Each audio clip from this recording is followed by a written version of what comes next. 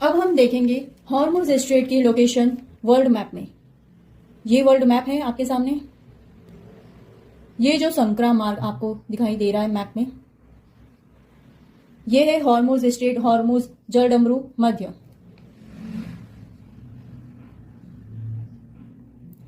इसके उत्तर में है पर्शियन गल्फ और इसके दक्षिण में है Oman gulf. Hormuz strait Persian gulf and Oman gulf को जोड़ता है। इसी के साथ में बात करूं तो Hormuz strait Persian gulf, Oman gulf and Arabian sea को जोड़ता है। यह है अरेबियन सी। इसके दक्षिण में संयुक्त राष्ट्र अमीरात है और ओमान का मुसद्दम क्षेत्र है।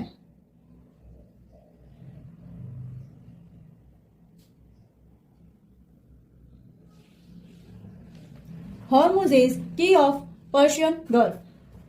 यह क्षेत्र यानी हॉर्मुज जलडमरू मध्य तेल के निर्यात की दृष्टि से महत्वपूर्ण है, क्योंकि इराक, कतर, ईरान जैसे देशों का तेल निर्यात यहीं से होता है। इसके जो तटवर्ती क्षेत्र है, ईरान, ओमान, संयुक्त अरब अमीरात है, कतर,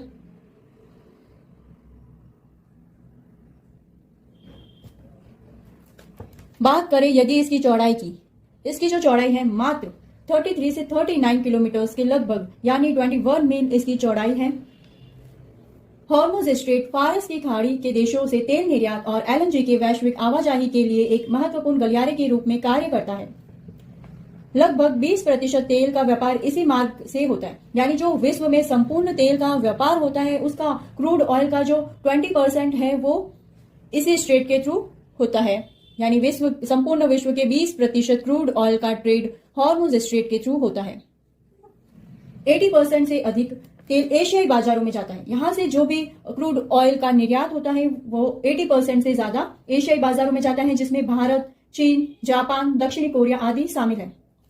यदि बात करें भारत की दृष्टि से हॉर्मुज का क्या महत्व है, भारत का लगभग 40% क्रूड ऑयल यहीं से आयात किया जाता है एंड 54% एलएनजी इसी मार्ग से आयात की जाती है। एलएनजी का मतलब है जो सीएनजी होती है, जो नेचुरल प्राकृतिक जो गैस होती है उसे लिक्विड फॉर्म में कन्वर्ट कर दिया जाता है ताकि उसका आयात निर्यात किया जा सके। उसे एलएनजी यानी लिक्विड नेचुरल गैस कहा जाता है।